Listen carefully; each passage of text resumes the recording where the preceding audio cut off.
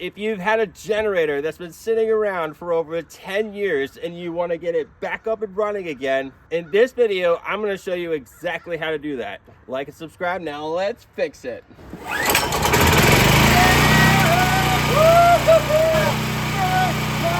Before we start diving into anything, let's go over the instructions. We got to check to see, do we have any oil? Yes, we have plenty of oil. Does it have any fuel? Oh, there's a lot of nasty rust in here. Let's get this filter out of here. That fuel could be bad. If that fuel is 10 years old, that is most definitely our biggest problem. So this is the air cover. We're gonna take a look at that. Ooh, look at that. We're gonna go ahead and remove this handle. 12 millimeter this side, 13 on the other. Keep everything together. Grab a 10 millimeter and remove these two nuts. The other one's in the back right here. And now the whole thing will move off to the side. Pinch this piece and that pops off. We're gonna pinch this and move it back. Wiggle it until it pops out. Now open the fuel line. Ooh, we ain't got no fuel passing through. Perhaps this is no good. Just close it, get this off. There we go. Now let's see if there's anything coming out. Oh my goodness, there's nothing coming out of there. So we're gonna take this off, put a hose on it, use some PB Blaster and loosen this up. Yeah, check it out. There's usually like a super long filter that's on there. Gotta order another one. I found this old dishwasher hose. I think that's gonna do the job. Oh, that's perfect. Couple zip ties to keep this in place. Oh yeah. Hey, look, we're coming out now. Oh. Whoa, look at that. Looking inside the tank, you can see all the crud and junk that was in there. Wow. I'm gonna leave it in the off position, and then we're gonna put the cleaning product in there. Now we're gonna add some seafoam, and then we're gonna fill it with gas. We'll about a quarter of a can. Scrape away all that junk. We'll just swish it around, and it's been a few days since we let it sit. Now let's shake it up and get rid of the fuel. Put our rubber hose back on.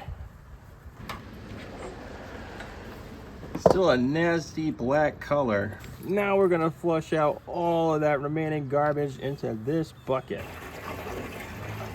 Look at all that debris that came off the bottom of the tank, and it's already looking so much better. We got the new shutoff valve and the filter. Gotta be really careful with this filter because it's fragile. You don't want to like poke it. Take it, put it on top, press down. Flathead screwdriver will do this just nicely. I'm using a little pick tool. That in. And it's comfortably snug. That's perfect. Because the gas flows into this carburetor, I'm almost certain this thing is going to be full of crud. It's a 14 millimeter.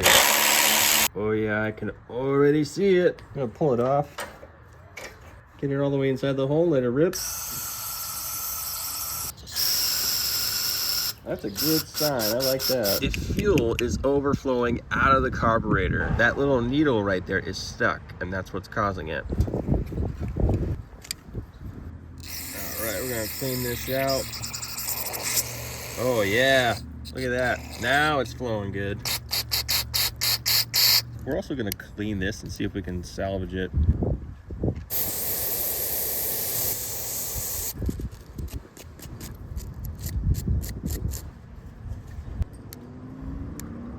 Now we'll put it all back together. Okay, see these little tiny holes? We got gas that flows through there. Oh yeah. You know what works really well for these are guitar strings, because guitar strings, oh wow, that was like a rock. Yeah, so now that's poking through. Yeah, I can definitely feel it in there. Oh yeah.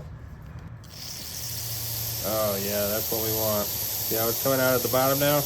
Do that to all the holes. Beautiful. Okay, now we put the cover back on. See how it aligns right there? That's what we want. The holes are nice and clear. Let's go ahead and put the screw back in. 14 millimeter. Now let's just say you get the screw tightened down all the way, as comfortably snug as you can be, but it's still moving like this. There's actually another screw in there that's a flathead. You may need to put some PB Blaster in there in order to break this loose. Screw it down all the way. Put this back on. Tighten it down. Now what we're gonna do, we're gonna take the spark plug out. I'm curious why it's got all this tape on it.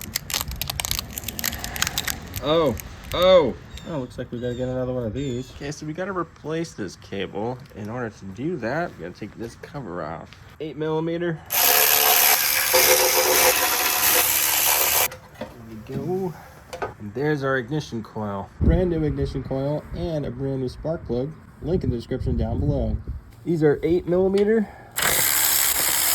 This simply slides off like that. Your igniter has a little cable. You want to follow that all the way around to here, and they simply separate from each other by pulling them. And you just pull the whole thing out. And take our beautiful brand new ignition coil. Your kit comes with this very thin little gap tool. The purpose of it is to put it in between, press up against it, tighten it down. See how there's some resistance there? That's the gap that needs to be there. That gap tool inside there, tighten it down. This gap is really important because if it's pressing right up against the coil, it's not gonna spin, it's not gonna do its job. So we're gonna rotate this a couple times to make sure that the gap is still good. Now let's get that old spark plug out. This is a 13/16. There's a dirty spark plug. Got our brand new spark plug. That gap looks okay.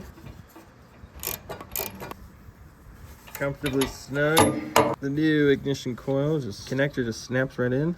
You may need to rotate it a little bit as you're pushing it in. Put our cover back on. So the last 8 millimeter is actually the ground connection. You want to slip it in between this cover and the aluminum. All right, that ground is nice and solid. This piece of the carburetor is going to slide in like that.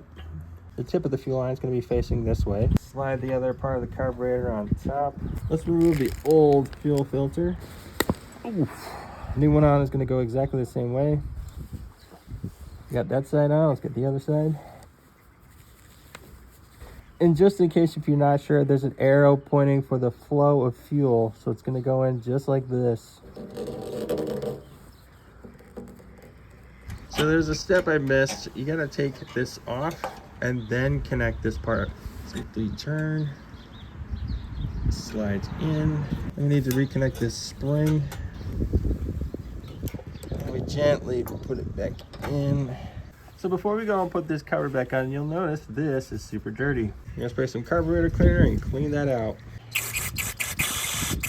The cover slides right over the carburetor. The two nuts hold it in place. 10 millimeter. I'm gonna push the valve cover hose through this little hole. The other fuel hose is gonna connect right inside here. This piece fits right there. Brand new air filter. The two little feet match the two holes right here. And screw this back in place. We got one more bolt that holds the other side of this in. 10 millimeter. Time to open this up. We did put that fuel filter back in place. Let's turn the fuel to the on position. We'll set this to choke. Switch it to the on position.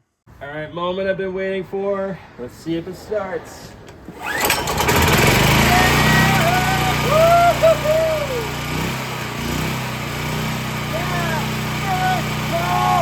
Everything you need to get this job done, there's going to be a link in the description down below. If I saved you a ton of money, drop a super thanks. Like and subscribe, and always remember that Jesus Christ loves you, and only He can solve your biggest problem.